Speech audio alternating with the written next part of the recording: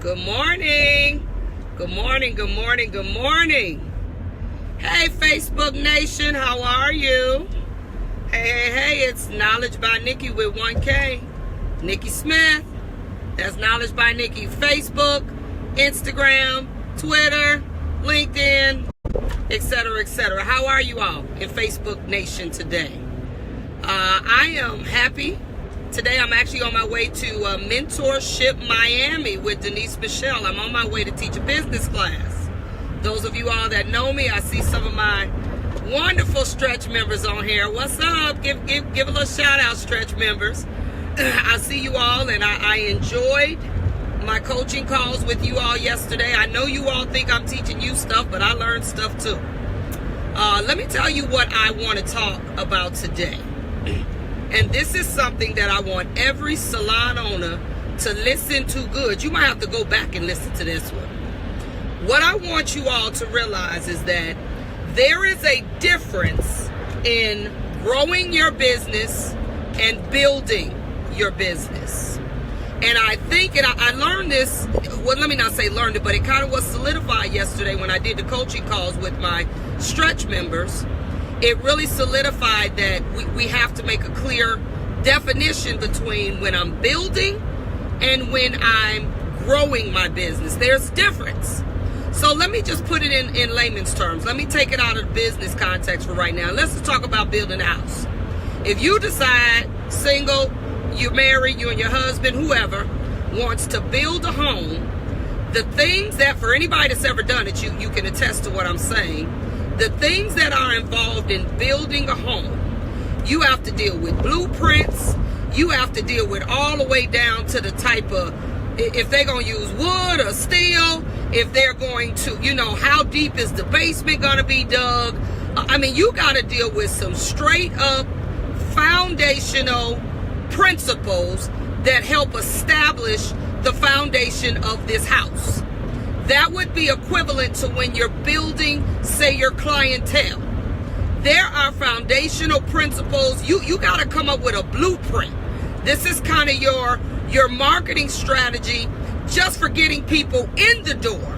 It's very different than when you're growing. So when you're building a house, you got to deal with all those things. You got to deal with blueprints, what the paint color is going to be. I mean, you really even more than that. You got to deal with what type of insulation you want. There's a lot of things to building a home just to get the home solid so that you and your potential family can grow and dwell within this house.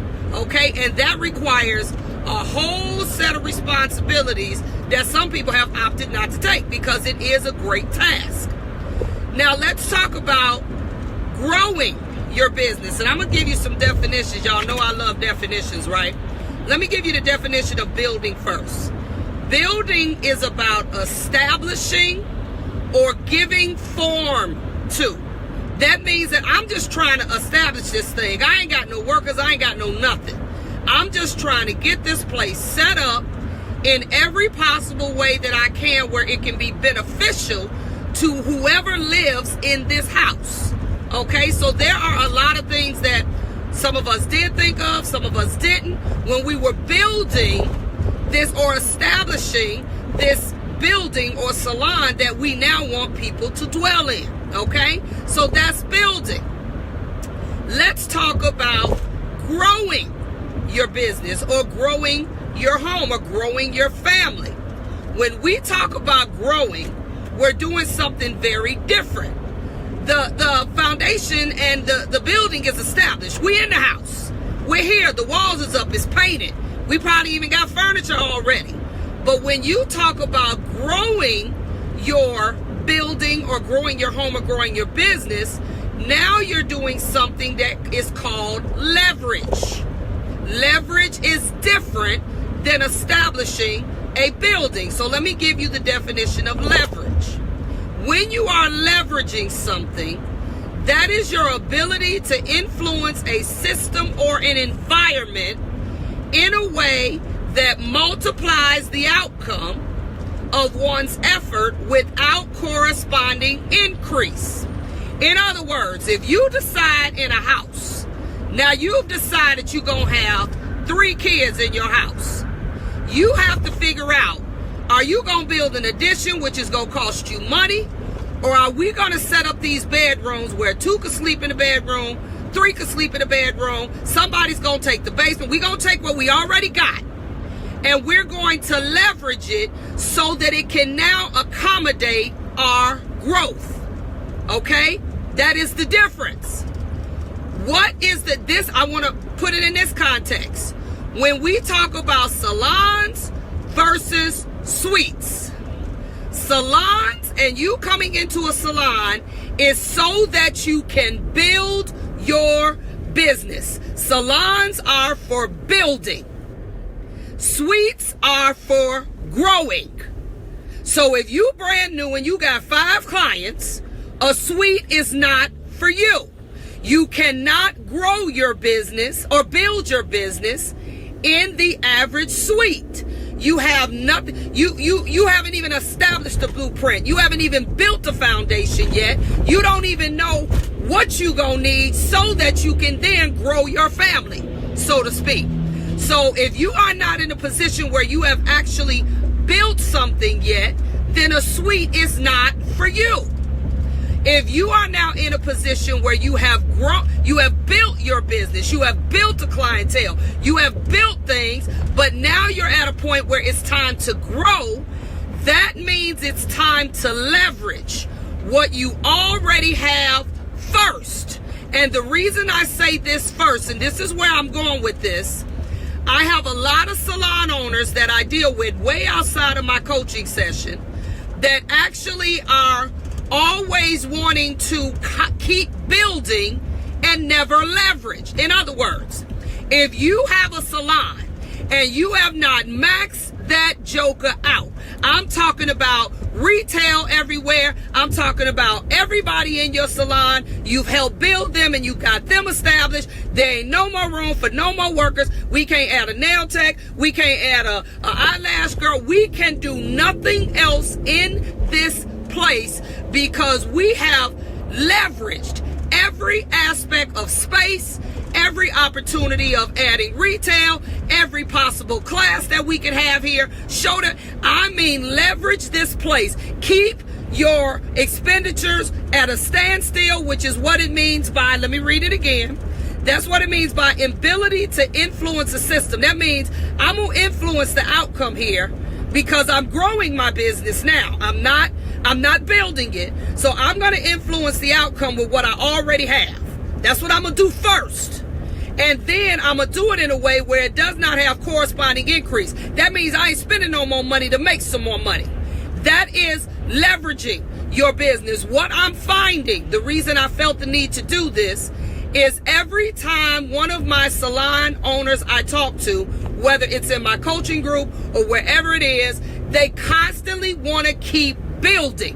When you feel your business, you want to do some extra stuff, the first thing you want to do is you want to go get a bigger space that's going to cost you more money, that you got to do more. I said this yesterday to one of my coaching members, and it's not the first time I've said this. If you are going to do the same thing in a bigger space, 10% of 100 is the same as 10% of 1,000. It does not change. Unless you are building something else, that means I got corresponding increase now. I got money I got to spend now.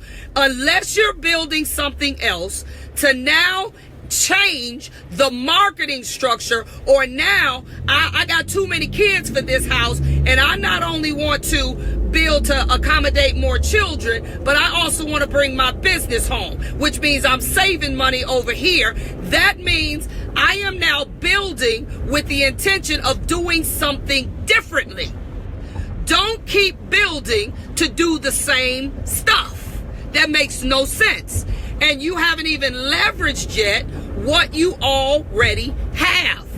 Leveraging is growing your business. It is taking what I have and making it the best possible scenario, financially, emotionally, intellectually. I don't care how you want to look at it. It is making it the best possible business that it could be, where there is nothing else that we can do in this space, and then we got to go build a new house. That's how that needs to be looked at. I'm seeing too many of my salon owners that are steady. You 20 years later and you still building.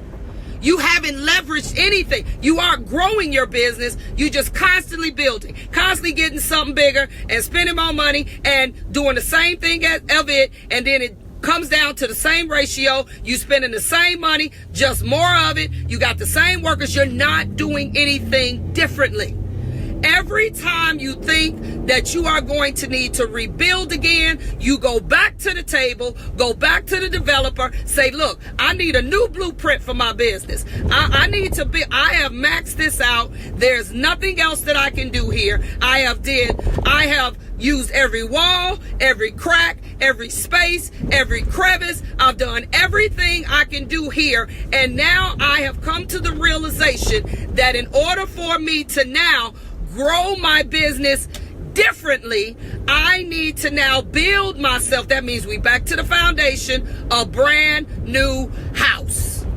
That is what I want my salon owners to understand, because this constant belief that bigger is going to just bring more money, bigger also brings more expenses. It brings more bills and more people. You got more things to manage. You got more attitudes and things you got to deal with. So I'm not saying that at some point we all want to grow to where we go from a storefront to a retail space to owning our own building. All of those things are great. But don't run and constantly build something else when you have not maximized what you have. That's what I'm not seeing. We are not maximizing our truest potential. I got to use this statement. I've said it before. Oprah said, someone asked Oprah, what is the difference between making something happen and letting something happen? Oprah said it best. She said, when you make something happen, that's when you done all the work. The foundation is built. There's nothing else to do. I now am going from building to growing. Growing is letting it happen. Growing is sitting in the same house. And if that means you got to get a new roof, a new garage, you got to tear some walls down and reconfigure, whatever it is that you need to do, make what you have work for you first. Then talk about running and going and getting some more stuff. I have people ask me all the time, how did you get to the point that you have all the opportunities that you do, and you're teaching and doing, I do a lot of stuff, y'all. You're doing all this other stuff. Matter of fact, to God be the glory, I now can turn some stuff down. But I have people fresh out of school. How is it that you get to do all of this? You know what I tell them? They'll say, because I want to do what you do. You know what I tell them first? Master your chair first. That's what you do. You focus on mastering that chair. You focus on that's the stage you're in. You're in the stage where you're building clientele. You worried about all this other stuff. Okay, this is what I need you to do. Master the chair first. Learn about people. Learn about customer service. Learn about difficult people. Learn everything you can about people. Get that chair master where it ain't no more clients you can do in the times that you're willing to work. And then let's talk about doing something else. Because there are going to be some lessons that come with leveraging that will prepare you for when you want to build again. There are going to be some lessons in that. And I'm going to tell you, sometimes when you get your house just like you want it and you got low expenses and you like, I think I'm just going to sit right here. Because at some point, let me say this to you, and this is kind of on a whole nother page, but at some point, you have got to want to see your returns and your money grow at a faster rate than you keep going out and getting some new stuff. We need to get to the point where we're leveraging and we get comfortable just for a minute. Sit there, let your money grow. Let what you've already invested in work for you, grow for you, make you a ton of money, build you some great relationships, some great resources. That way, when you really decide, okay, for real, y'all, I want to go buy the big house now. You have saved, you have learned, you have stacked, you have built resources, you have built every possible thing that you can build, to now you're in a position where you got so many choices. I don't have to just buy any house. Now I got my credit in a situation where I ain't got to go rent a space no more. I can go buy a building because I sat here long enough, got myself together personally, professionally, built this house in a way, or built this business in a way where I let it build as my money build, my credit build, personal credit, business credit, get stuff together while you're leveraging what you already have. And I know that's something that us black people, I'm just going to put it out there. When we get a little money, we just want to go buy bigger. We want to just go buy. We done got a couple more dollars, and now instead of a $300 car note, we think we can afford a $600 car note. I'm going to say this from a financial standpoint. You have got to stop. As black people, I'm going to put myself in it too. I used to live at the top of what I could afford. I used to live that way. And let me tell you what happens when you live at the top of what you can afford. You can't handle anything going wrong. Nothing can go wrong. If something goes wrong, you're done.